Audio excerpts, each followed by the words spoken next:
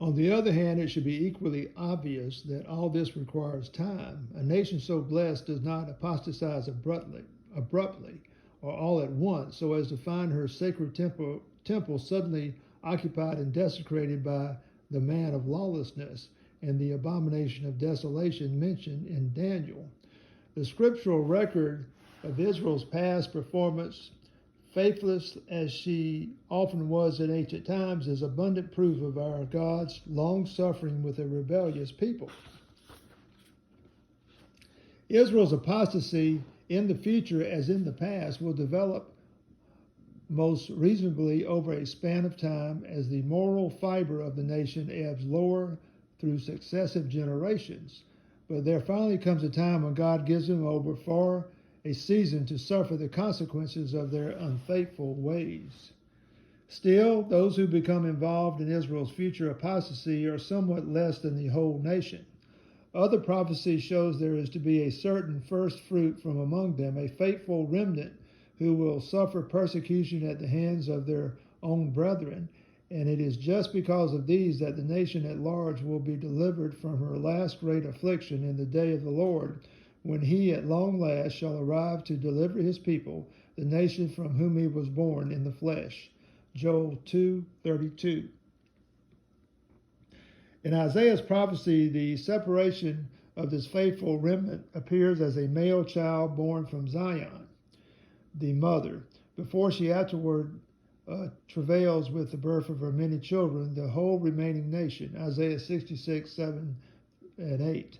In two preceding verses, there we are told that the faithful remnant will be severed from the nation on account of my name.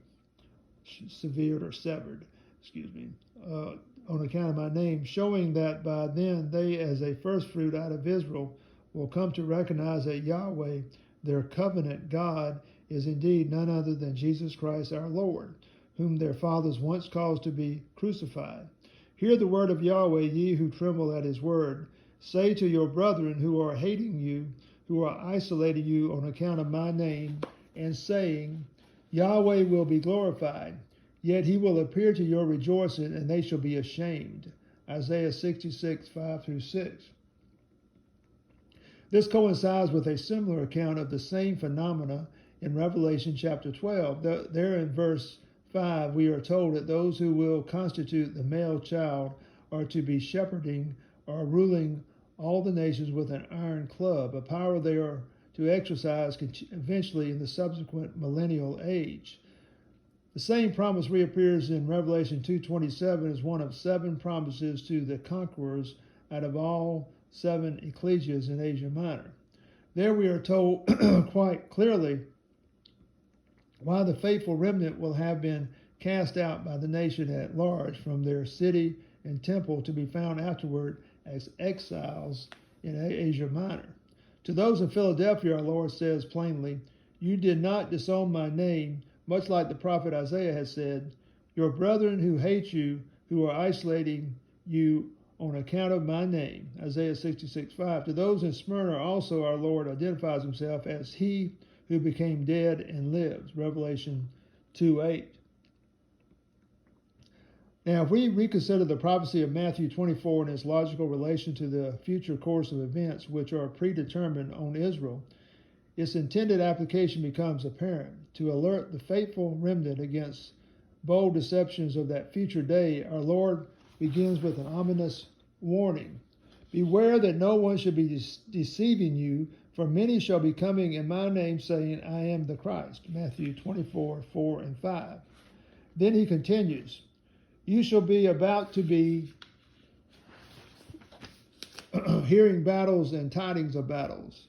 This clearly implies a preceding time of sustained world peace, for otherwise battles and tidings of battles would become nothing new to serve as a sign of our Lord's presence in advance of his ultimate revelation then impending. We have observed here in the foregoing that after the descendants of Israel are extracted from the Gentile nations by a divinely motivated exodus to reoccupy the land of their fathers, they will enjoy the goodwill and voluntary cooperation of contemporary nations as long as they remain faithful and obedient to their covenant God. But after afterward, when they yield to apostasy, as we are told that they will, the reverse of all this will come to pass. Gentile nations will turn hostile to Israel and to each other. Israel then becomes the focal point of world animosity, even as our Lord said also, "You shall be hated by all nations because of my name." It is then also that the faithful remnant will suffer most severely at the hands of their brethren, while the nation will suffer at the hands of the Gentiles. Battles and tidings of battles are then to be heard from many sources, just as our Lord's prophecy indicates so well. Furthermore, drought-stricken lands will suffer the consequences of worldwide famine, disease, and pestilence. The frequency and intensity of earthquakes will increase. All these evils will gather momentum and move along swiftly on a tide of international intrigue and political deception, which enthrones the man of lawlessness and establishes the abomination of desolation in the holy place of Israel's temple. Still, in the early stages of this abrupt reversal from a long preceding era of peace among the nations, we may well infer that men of the unbelieving world will pay but little heed until each one personally is directly affected. By that time, any remaining knowledge of present worldwide distress will seem remote to them, much like we now may look upon events of the distant past which no longer affect us directly. We are reminded it will be then as in the days when the deluge was approaching. Men were heedless of God's warning. Thus, we are told, shall be the presence of the Son of Mankind. That will be what Peter called the last days, when scoffers will be coming, going according to their own desires, and saying, "Where is the promise of his presence?" For since the fathers were put to repose, all is continuing thus from the beginning of creation. 2 Peter 3:3-4. Still, as we have now observed more closely, these ultimate signs of our Lord's presence cannot appear until they must follow a preceding time of sustained world peace because of divine blessing on Israel and on other nations because of Israel. Something which was little, if at all, recognized until a few years ago, and was observed then only by relatively few, is that the greater part of Hebrew prophecy not fulfilled in the past still remains to be fulfilled before the millennium. This may be demonstrated by the prophecy which comprises the book of Revelation. While it is found in the Greek scriptures, the whole substance of that little book is nonetheless Hebrew prophecy, just as if it were found in what is commonly called the Old Testament. From a total of 22 chapters, all relating to the future and none to the past, 19 of those chapters are pre-millennial. Only one chapter, the 20th, deals with the 1,000 years that follow, while the last two chapters relate to the new heavens and new earth of a post-millennial era.